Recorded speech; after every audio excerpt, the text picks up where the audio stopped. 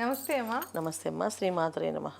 అమ్మ, ప్రతి ఒక్కళ్ళకి సొంతింటి కళ అనేది ఒక కళగానే ఉంటూ ఉంటుంది. చాలామంది ఎన్నో ప్రయత్నాలు చేస్తూ ఉంటారు. వాళ్ళు ఎలా అయినా డబ్బుని పోగు చేసి ఒక ఇల్లు కొనుక్కోవాలని చూస్తూ ఉంటారు. కాకపోతే కొంతమందికి అది ఎంత ట్రై చేసినా కూడా అవ్వకుండా ఉంటుంది. సో మనం ముఖ్యంగా తీసుకుంటే రేపు గురు సంచారం అనేది జూన్ 2వ తారీఖున అవుతుందమ్మా. సో దాని వలన ఈ సంవత్సరంలో ఈ రాబో 6 మాసాల్లో సొంతింటి కళ నెరవేరే రాసులేవి అంటే గృహయోగం ఉన్న రాసులేవో ఒకసారి తెలియజేస్తూ, అలానే ముఖ్యంగా దీనికోసం ఎన్నో ఏళ్ల నుండి ప్రయత్నం చేస్తూ ఉంటారు. సో వాళ్ళకి ఏమైనా పరిహారం తెలియజేస్తారా? తప్పకుండా అమ్మా. గృహయోగం అనేది మన ఇంట్లో ఏదైతే భార్యాభర్త ఇద్దరు అనుకుంటారో ఆ ఇంట్లోని ప్రతిసారి ఆ ఇల్లుని కలిపనాలి. చాలామంది ఏంటంటే ఈ ఇల్లు ఎప్పుడు వదిలేస్తే వెళ్ళిపోతామో తెలియదు, ఈ ఇల్లు ఎప్పుడు ఖాళీ చేస్తామో, ఈ ఇల్లు ఎప్పుడు వదిలేస్తామో, మనకి ఎప్పుడు దొరుకుతుందో అనుకుంటుంటారు. అలా మాట్లాడకూడదు. ముఖ్యంగా చాలామంది చేసే తప్పుల్లో ఇది ఒకటి. ఎప్పుడు కూడా మన ఇంటి గుమ్మాన్ని మనం పూజ చేస్తూ ఇంకొక మంచి గుమ్మానికి వెళ్ళే అవకాశాన్ని దారిని చూపించి తల్లి అని చెప్పి ఆవిడ దండం పెట్టుకోవాలి. ఓకే. తర్వాత మన పెరడులో ఒక గుమ్మ ఉంటుంది, ఆ పెరడు గుమ్మానికి పసుపు రాసి మంచి పెరడు ఉన్న వాకిలి చూపించి నాకు మళ్ళీ అని చెప్పి ఆవిడకి దండం పెట్టుకోవాలి. ఇప్పుడు మనకు ఒక బాల్కనీ ఉంది కదా, అలాగే మంచి బాల్కనీస్ ఉండేటట్టుగా ఉండేది మంచి మంచి చూపించి నాకు అని చెప్పి ఇక్కడ ఈ గుమ్మానికి అక్కడ ఆ గుమ్మానికి దండం పెట్టుకుంటూ పసుపు రాసి బొట్లు పెట్టి పుష్పాలు పెడతాం. రోజు అక్కలేదు, వారానికి ఒకసారి చేస్తారు అందరూ. కానీ రోజు మాత్రం బయటికి వెళ్ళేటప్పుడు ఇల్లు కోసం, ముఖ్యంగా ఇంటి కోసం వెళ్తున్నప్పుడు మాత్రం పసుపు రాయాలి. మంచి గుమ్మాన్ని చూపించి తల్లి మళ్ళీ ఆ ఇంట్లో ఎటువంటి ఇబ్బందులు లేకుండా సంతోషంగా ఆనందంగా కలకాలం పిల్ల పాపలతో మేము సంతోషంగా ఉండాలి అండి, నువ్వే చూపించాలి ఆ గుమ్మం ఏదో అని చెప్పి ఆ గుమ్మ దేవత ఏవైతే గుమ్మానికి లక్ష్మీ అమ్మవారు అనుకుంటామో ఆవిడకి పూజ చేసి వెళ్ళాలి. సో దాన్ని గడప దేవత అంటాం మేము. సో ఆ గడప దేవతని ముక్కి ఆ దేవత చెప్తే ఆ దేవత ఖచ్చితంగా మంచి గడప ఉన్న ఇల్లు చూపిస్తుందని చెప్పి పూర్వము పెద్దవాళ్ళు చెప్తూ ఉండేవాళ్ళు. అందుకని అది ఖచ్చితంగా చేసేవాళ్ళమే. ఈ గుమ్మానికి పసుపు రాసేది కూడా అందువల్లే రాసేవాళ్ళమే. తర్వాత ఈ ఇంట్లోంచి మనం వెళుతున్నప్పుడు ఈ ఇంటిని తక్కువ చేసి మాట్లాడడం కానీ, అంటే ఇప్పుడు ఈ ఇల్లు అనుకోండి, మనం ఇది తక్కువ చేసి మాట్లాడడం కానీ, దీన్ని వదిలించేసుకుంటాం కానీ, ఈ ఏరియా వదిలేసారు మాట కానీ, అదే మనుషులు వదిలేసారు మాత్రం అని అలా అనుకోకూడదు. ఖచ్చితంగా అనుకోకూడదు. ఎందుకంటే అక్కడ మనకి మంచో చెడో, మంచి వాళ్ళు ఉంటారు, చెడ్డ వాళ్ళు ఉంటారు. రెండు విధాల మనకి ఒక విధంగా ఇంకో ఇంటికి వెళ్ళాలి అని ఆలోచన కలిగించింది వాళ్ళే. అంతే అండి. ఈ ప్లేస్ సరిపోతే మనం ఇంకో ప్లేస్కి వెళ్ళాలనుకుంది కూడా ఆ ఇల్లే. అంటే మనం ఆ ఇంట్లో అంత అభివృద్ధి అయ్యామని అర్థం. సో అందుకే అభివృద్ధి ఉన్న ఇంటికి తీసుకెళ్ళమని చెప్పేసి అలా చెప్పి దండం పెట్టుకోవాలి. కొంతమందికి ఆ ఒక్కొక్క ఇంటికి వెళ్తే ఆ ఇల్లు కలిసి రాదు, వాళ్ళకి అచ్చు రాదు, చాలా కష్టపడుతుంది. ఆ ఇంట్లోకి వెళ్ళిన దగ్గర నుంచి ప్రతి ఒక్క దెబ్బలు తగులుతూనే ఉంటాయి, ఇది ఒక దెబ్బ తగులుతూనే ఉంటుంది. అప్పుడు కూడా వాళ్ళు ఆ ఇంటిని నిందించకూడదు. ఈ ఇంట్లోకి వచ్చాక ఇలాంటి పరిస్థితి ఉంది కదా, ఈ ఇల్లు ఎప్పుడు వదిలేస్తాం, ఈ దరిద్రం ఎప్పుడు వదిలేస్తాం అనుకోకూడదంట.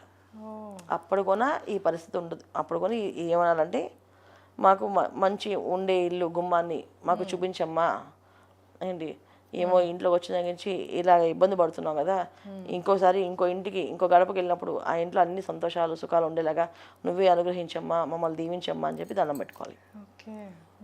అప్పుడు ఖచ్చితంగా జరుగుతుంది. ఇవన్నీ చిన్న చిన్న తప్పులు ఎవరు చెప్పరు. అవును.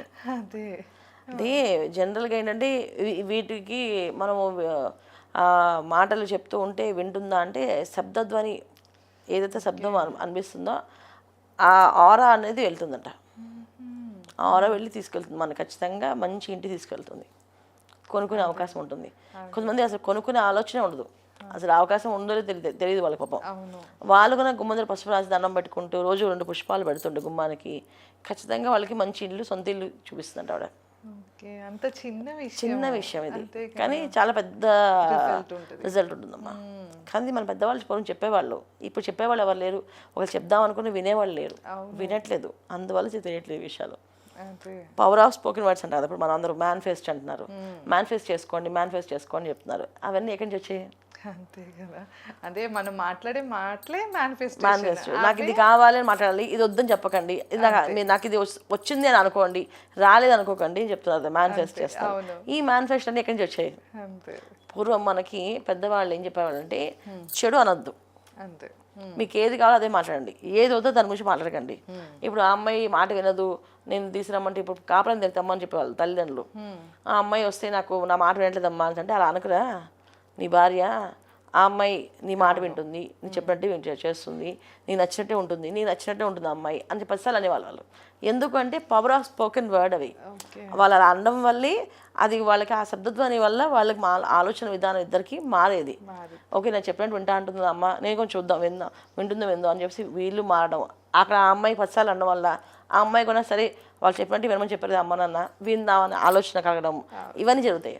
ఇప్పుడు దాని కొత్త పేర్లు మనం పెట్టి మేనిఫెస్ట్, ఏది కావాలో అది చేయండి చెప్పేసి, ఏది కావాలో అదే మాట్లాడండి, అదే అది వస్తుంది. నెగిటివ్ మన వర్డ్సే అవి. అదే ఇప్పుడు ఇంగ్లీష్లో మాట్లాడతాం, అప్పుడు తెలుగులో మాట్లాడాలి అంతే. అవును.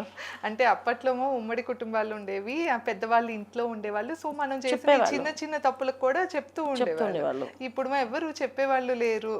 ఎప్పుడో ఫోన్ లో మాట్లాడుకోవడం తప్ప డైరెక్ట్ లేదు కదా. ఇంకొక మాట ఎగస్ట్ అడిగితే పెట్టేస్తారు ఫోన్. వీళ్ళు నువ్వు ఫోన్ పెట్టే ఇప్పుడు అని అంటారు, ఇంకా పెట్టావా ఆ ఫోన్ పెట్టేయని సార్ అంతే. ఇంకో మాట చెప్పేది అవకాశం అని ఇవ్వట్లే వాళ్ళకి. ఇంకా వాళ్ళు ఎక్కడ చెప్తారు, ఇంకా వీళ్ళు మేనిఫెస్టో కొనుక్కోవాల్సింది ఇంకా. ఎందుకంటే మేనిఫెస్టోలోనే అనుకోవాలి. ఇప్పుడు నా డ్రీమ్ హౌస్ రాసుకోండి, ఆ ఫోటో చూస్తూ ఉండండి, ఖచ్చితంగా వచ్చేస్తుంది అంటారు.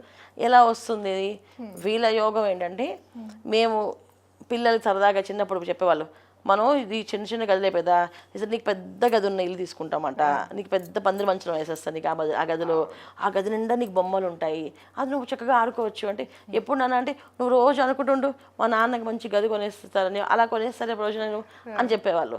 ఇలా తల్లిదండ్రులు పిల్లలతో ఆ సంభాషణ కలివిగా మాట్లాడడము, సరదాగా గంట సేపు గడపడం, అవి ఇప్పుడు లేవు కదా. అవును. ఇలా అనుకునే వాళ్ళు పూర్వం జరిగేది.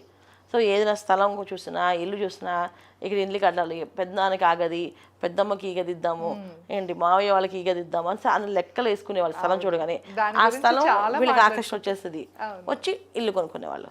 ఇప్పుడు అవన్నీ లేకపోవడం వల్ల ఇల్లు ఇప్పుడు వీళ్ళు నోట్లోంచి ఎప్పుడు కొంటామేమో, అందరి ఫ్రెండ్స్ అదే మాటలు, ఏమవే వెళ్ళాం, ఒక ఇల్లు నచ్చలేదు, అది దొరకలేదు, అది బాగాలేదు, ఇది బాగాలేదు, లోన్ రాలేదు, లోన్ రావాలి, అమ్మ అది ఎక్కువ చెప్పారు, ఇది ఎక్కువ, ఇదే మాట్లాడతారు. ఇవి మాట్లాడకుండా ఎవరికి ఏం చెప్పొద్దు. ఇల్లు కొనుక్కోవాలనుకున్న ఇల్లు రాసి పెట్టుకోండి, ఎంత బడ్జెట్ ఆ బడ్జెట్ రాసి పెట్టుకోండి, ఖచ్చితంగా ఆ రోజు ఆ బడ్జెట్ చూస్తుండండి, ఆటోమేటిక్ వచ్చేస్తుంది.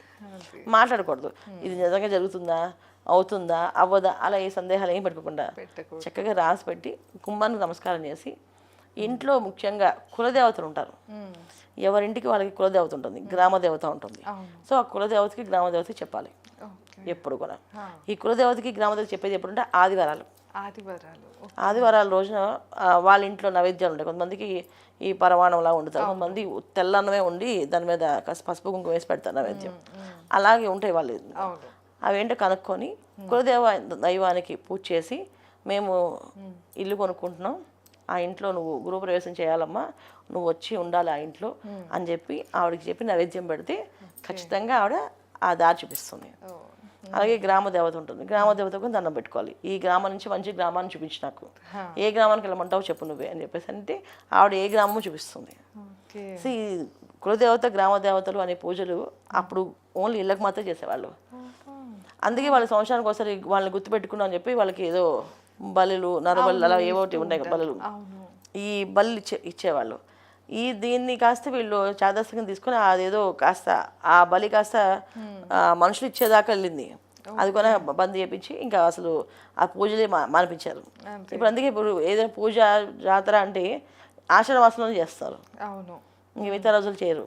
కానీ మామూలుగా అయితే ఆదివారం ఇలా చేసుకుంటే దండం పెట్టుకుంటే ఖచ్చితంగా వాళ్ళకి ఇంకో ఇంటికి వెళ్ళే అవకాశం ఉంటుంది. తప్పకుండా అమ్మా.